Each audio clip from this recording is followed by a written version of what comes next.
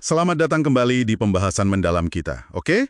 Kali ini kita bakal kupas tuntas bab 39 dari The Road Less Stupid, karya Keith J. Cunningham. Fokusnya, gimana sih cara cerdas buat memprioritaskan strategi pertumbuhan bisnis Anda?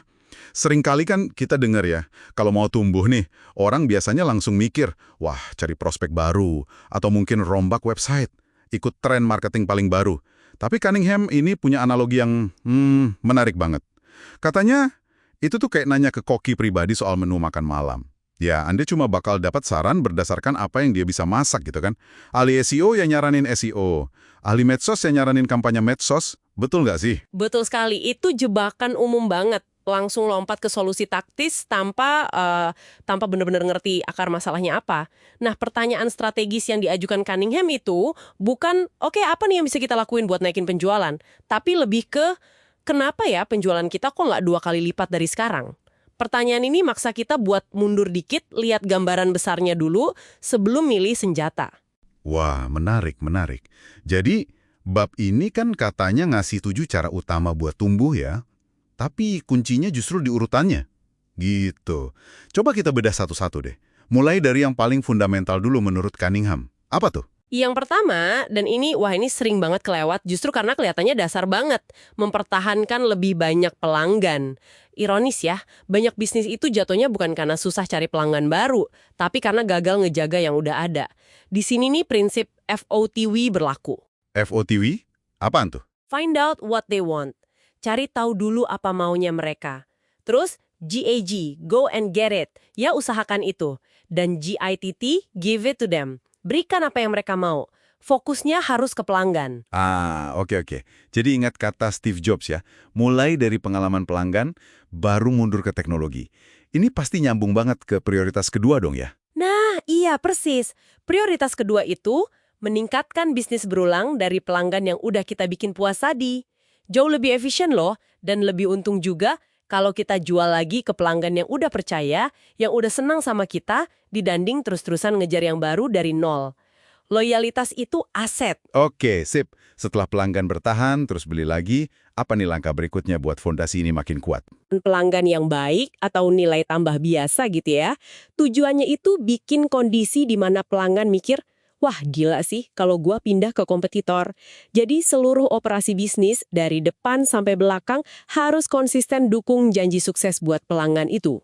Wow, oke. Jadi 3 pilar pertama ini fokusnya benar-benar ke pelanggan yang udah ada ya. Nah, setelah fondasi ini kokoh nih, biasanya kan orang mikir, oke, saatnya cari prospek baru.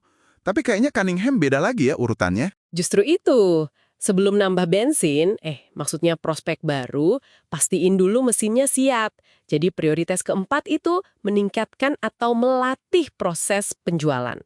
Jangan biarin tim sales kita main feeling aja atau improvisasi. Kasih mereka pelatihan, mungkin skrip, proses yang jelas. Latih dulu tim yang ada sebelum nambah prospek. Ini krusial banget. Kenapa sepenting itu sih? Emang apa dampaknya kalau proses penjualannya belum oke tapi kita udah kebanjiran prospek gitu? Nah, karena itu nyambung langsung ke prioritas kelima. Meningkatkan persentase konversi. Kalau proses jualannya nggak efisien, ya prospek sebagus apapun yang masuk bisa kebuang sia-sia kan? Sebaliknya, peningkatan dikit aja di rasio konversi, misalnya nih, dari 10% jadi 12%, itu dampaknya ke pendapatan bisa setara nambah banyak prospek baru loh, tapi biayanya jauh lebih rendah. Jadi, optimalkan dulu konversinya. Paham. Berarti setelah konversi bagus, masih ada lagi yang bisa dioptimalkan dari transaksi yang udah kejadian. Betul, masuk ke prioritas keenam. Meningkatkan nilai transaksi rata-rata. Caranya gimana? Ya bisa lewat bundling produk atau nawarin upsell. Ingat kan pertanyaan klasik, mau tambah kentangnya sekalian kak? Atau bisa juga nambahin produk atau layanan pelengkap yang marginnya oke. Ini cara cerdas buat maksimalkan pendapatan dari tiap pelanggan yang berhasil kita closing. Dan akhirnya nih, setelah semua itu dioptimalkan, barulah kita sampai ke langkah yang biasanya orang pikir itu langkah pertama ya. Nah, itu dia. Prioritas ketujuh yang paling akhir di daftar Cunningham, meningkatkan jumlah prospek atau lalu lintas leads traffic. Tapi penekanannya di sini kualitas, bukan cuma kuantitas ya. Pastikan kita jangkau target pasar yang pas dengan pesan yang kena. Intinya sih, maksimalkan dulu potensi dari apa yang udah kita punya sebelum jor-joran cari yang baru. Wah, ini bener-bener kayak membalik cara pandang umum ya, kayak stiker bumper favorit Cunningham yang tadi Anda sebut itu. Iya, itu dia. Menjadi besar adalah hasil dari kesuksesan, kesuksesan bukanlah hasil dari menjadi besar. Dan satu lagi peringatan penting darinya. Hati-hati, numbuhin omset tapi nggak dibarengi pertumbuhan laba sama arus kas, itu tindakan bodoh secara strategis. Jangan kejebak metrik yang kelihatannya bagus doang. Jadi, kesimpulannya jelas banget ya. Optimalkan dulu apa yang udah ada, terutama hubungan sama pelanggan kita sekarang, perbaiki proses internal dari jualan sampai delivery janji kita, baru deh fokus nambah jangkauan keluar. Urutannya ini penting banget buat pertumbuhan yang sehat. Sip! Nah, sebagai penutup nih, mungkin ada satu pertanyaan buat Anda renungkan.